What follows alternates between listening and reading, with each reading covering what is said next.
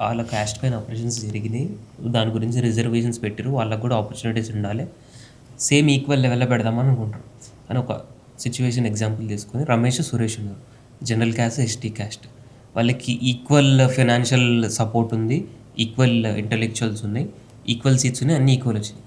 కానీ end of the day జాబ్కి ఇద్దరు ఒక జాబ్కి అప్లై చేసి అనుకోండి, ఆయనకి ఉన్న రిజర్వేషన్స్ వల్ల హీ గెట్స్ మోర్ దట్ కదా అడ్వాంటేజ్ కదా, దాన్ని ఇట్లా చూస్తారు. ఎందుకంటే మ్యాక్సిమం అవును, ఈ ఎగ్జాంపులే వస్తుంటాయి, ఈ ఎగ్జాంపులే వస్తుంది. అండ్ ఈ ఎగ్జాంపుల్ 10% దీని ప్రకారం.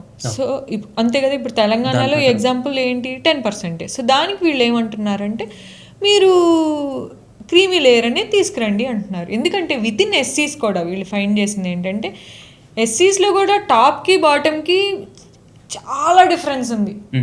సో టాప్ ఎస్సీ కాస్ట్కి లోయెస్ట్ ఎస్సీ కాస్ట్కి చాలా వెల్ఫేర్ గ్యాప్ ఉంది. సో వీళ్ళు అంటుంది ఏంటంటే వాళ్ళని ఎక్స్క్లూడ్ చేయండి వెల్ఫేర్ బెనిఫిట్స్లో నుండి. 30% అసలు అవసరం లేని వాళ్ళకి వెళ్తున్నాయట వెల్ఫేర్ బెనిఫిట్స్, తీసేసేయండి అంటున్నారు. తీసేయండి, సో క్రీమీ లేయర్ తీసుకురండి అక్కడ. కాకపోతే అక్కడ ప్రాబ్లం ఎక్కడ మిగులుతుందంటే మీరు కేవలం ఎకనామిక్స్ చూస్తున్నారు. అంటే ఏమంటున్నారు, వాళ్ళ పేరెంట్ ఉద్యోగం ఉంది, మా పేరెంట్కి ఉద్యోగం ఉంది, మరి వాళ్ళకి ఎందుకు రిజర్వేషన్, నాకు ఎందుకు లేదు. ఇక్కడ 2 డిఫరెన్సెస్ ఉండొచ్చు. ఒకటి, మీ పేరెంట్కి ఉద్యోగం 2 generations నుండి ఉండొచ్చు, వాళ్ళ పేరెంట్కి ఫస్ట్ జనరేషనే అయి ఉండొచ్చు. అంటే మీ పేరెంట్ ఆల్రెడీ మీ తాతలు కొంచెం ల్యాండ్ సేవ్ చేసేసి ఉండొచ్చు, మీ పేరెంట్ వచ్చే టైంకే స్టేబుల్ ఉద్యోగము, జస్ట్ ఇల్లు కట్టేసి ఉంటారు, మీకు ఆస్తులు ఇవ్వచ్చు. వాళ్ళ పేరెంట్ ఫస్ట్ జనరేషన్ ఉద్యోగం అయి ఉండొచ్చు, వాళ్ళ పేరెంట్స్ కూలీలు, జస్ట్ వీళ్ళకి రిజర్వేషన్ వాళ్ళు వచ్చి ఉండొచ్చు. ఈ డిఫరెన్స్ ఉంటుంది, అది మనం గుర్తుపెట్టుకోవాలి. కేవలం వాళ్ళు నేను ఒకటి అంటే అవ్వం, ఎందుకంటే అసెట్స్ డిఫరెన్స్ ఉంటుంది ఫస్ట్. రెండోది ఏంటంటే వాళ్ళు ఎంత రిజర్వేషన్ బెనిఫిట్ పొందినా కూడా ఇప్పటికీ దళిత్స్కి యాటిట్యూడినల్లీ వాళ్ళని ఈక్వల్ లాగా హిందూ సమాజం ట్రీట్ చేయట్లేదు.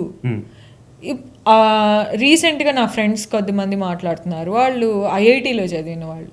సో ఐఐటీలో కూడా మెరిట్ మీద వెళ్ళిన స్టూడెంట్కి కూడా నువ్వు రిజర్వేషన్తోనే వచ్చావు అని చెప్పి వాళ్ళని గేలి చేసి ఎంతోమంది దళిత్ స్టూడెంట్స్ ఆత్మహత్యలు చేసుకోవడం, దానివల్ల సుప్రీంకోర్టు ఇంటర్వ్యూన్ అవ్వాల్సి రావడం లాస్ట్ ఇయర్ కూడా మనం గమనించాం. సో ఈ రీజన్ ఏంటి అంటే మనకి యాటిట్యూడ్ లెవెల్లో still A Dalit is not able to catch up. Main ఎంత చేసినా మేము దళిత్ ఎమ్మెల్యే అంటాం, దళిత్ ఐఐటి అంటాం, దళిత్ ఐఏఎస్ అని అంటాం. సో సోషల్లీ యాక్సెప్టెన్స్ రానంత వరకు, మీరేంటి అనేది పోనంత వరకు, మనం అన్న ఫీలింగ్ రానంత వరకు ఆ రిజర్వేషన్ అనేది వాళ్ళకి ఒక అవసరం. అంటే అక్క ఇప్పుడు సరే లోవర్ మిడిల్ క్లాస్ వాళ్ళకి పెద్ద ఎడ్యుకేషన్ ఉండదు, వాళ్ళు పాయింట్ ఆఫ్ వ్యూ ఉన్నారంటే ఓకే. ఒక ఇన్సిడెంట్ నాకు ఒక లీడర్ చెప్పిండు, ఒక బ్యూరోక్రాట్ ఐఏఎస్ ఆఫీసర్, ఒక ఎమ్మెల్యే అగ్రకులమైన ఆయన కేవలం ఈ కులం అయినందుకు కలెక్టర్ అయినా ఆయనకు ఆ మర్యాద లేకుండా అందరి ముందు కుట్టిందంట. ఆ ఇన్సిడెంట్ మీకు తెలుసా? తెలియదు. ఓకే, అది సదరన్ స్టేట్లోనే అయ్యింది. ఇది ఇంటర్నల్గానే పెట్టేసినట్టు. కానీ అది సరే, చదువుకున్న వాళ్ళు ఒక తీరు, చదువుకున్న వాళ్ళు ఉన్నారు కదా బ్యూరోక్రాట్స్ కదా, వాళ్ళలో ఎందుకు మైండ్ షిఫ్ట్? బ్యూరోక్రాట్ ఒక అప్పర్ కాస్ట్ బ్యూరోక్రాట్, ఒక ఐఏఎస్ ఆఫీసర్, ఓకే, ఎస్సీ అయినా, ఓకే, ఎమ్మెల్యే మాత్రం ఈజ్ అప్పర్ కాస్ట్. ఎమ్మెల్యే ఆ దళిత్ ఆఫీసర్ని కొట్టారా? సో ఇది మనం మాట్లాడుతుంది, ఆ యాటిట్యూడ్ అలా ప్రివేల్ అయ్యే అవకాశం ఉంటుంది అని. సో అది ఎందుకు పోవట్లేదు అంటారా మీరు? అంటే చదువుకున్న వాళ్ళు అయితే ఏదైనా అనుకోవచ్చు, కానీ ఎవరు చదువుకున్నారు ఇక్కడ? అంటే ఆ పొలిటికల్ లీడర్ చదువుకున్నాడు అంటారా? అంటే ఆ పొజిషన్లు ఉన్నారు, ఆలోచన ఉండాలి. అలా ఏం లేదు కదా, అంటే అలా ఏం ఉండకపోవచ్చు కదా, అంటే సోషల్ యాటిట్యూడ్స్ కంటిన్యూ అవుతాయి కదా.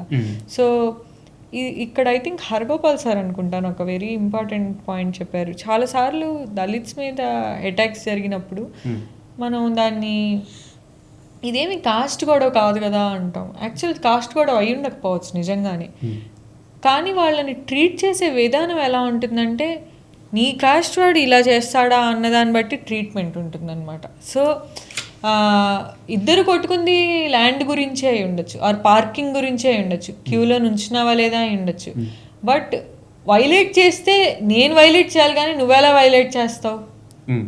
ఆ యాటిట్యూడ్ నుండి ఫోర్స్ వస్తుంది అనమాట. అవును. సో అది యాటిట్యూడ్ లెవెల్లో క్యాస్ట్ ఇంకా ప్రివేల్ అవ్వటం, అక్కడ చేంజ్ రానంత వరకు I don't think this will go. నాకు ఇంకొక బిగ్ ప్రాబ్లం ఏంటంటే క్యాస్ట్ విషయంలో, మనం క్యాస్ట్ని ఎప్పుడు స్ట్రక్చర్డ్గా చదవలేదు. ఇప్పుడు నాకు గుర్తుండి నా సోషల్ సైన్సెస్లో నేను యూపీఎస్సీకి వచ్చే వరకు అసలు ఎప్పుడు క్యాస్ట్ స్టడీ చేయాలి సిస్టమేటిక్గా.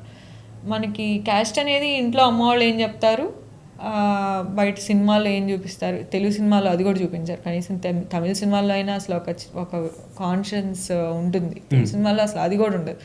సో వీటి బేస్ మీదే మన అండర్స్టాండింగ్ ఆఫ్ క్యాస్ట్ ఉంది, కానీ ఒక సిస్టమేటిక్గా అసలు కాస్ట్ అనేది ఇది అసలు ఈ అట్రాసిటీస్ యాక్ట్ ఎందుకని తెచ్చారు, రిజర్వేషన్స్ అనేది ఎందుకని ఇంట్రడ్యూస్ అయ్యాయి, అసలు ఎప్పుడైనా అసలు ఒక అప్పర్ కాస్ట్ స్టూడెంట్కి అసలు ఎడ్యుకేషన్ జరిగిందా, అసలు ఎవరైనా అసలు కూర్చోబెట్టి చెప్పారా టెక్స్ట్ బుక్స్లో, అసలు టీచర్స్ డిస్కస్ చేశారా, అసలు టీచర్సే అసలు రిజర్వేషన్ ఉండకూడదు అని బిలీవ్ చేస్తుంటారు. అయితే అసలు ఇంకా ఎక్కడ స్టూడెంట్స్కి ఆ సెన్సిటైజేషన్ ఉంటుంది. సో ఫస్ట్ ఎడ్యుకేట్ చేయాలి కదా పిల్లల్ని, అసలు ఎందుకు వచ్చింది రిజర్వేషన్ అనేది ప్రతి ఒక్కళ్ళని ఎఫెక్ట్ చేస్తున్నప్పుడు, సో అది ఎందుకు వచ్చింది, దాని హిస్టారికల్ బ్యాక్గ్రౌండ్ ఏంటి, అసలు క్యాస్ట్ ఇన్ఈక్వాలిటీ ఏంటి, ఇది క్యాస్ట్ అనేది ఎందుకు కంటిన్యూ అవుతుంది, ఇవేమీ చర్చ లేకపోతే అసలు మన ఇన్ఫర్మేషన్ అంతా వాట్సాప్ సోషల్ మీడియా నుండే ఉంటుంది. అది ప్రాబ్లం.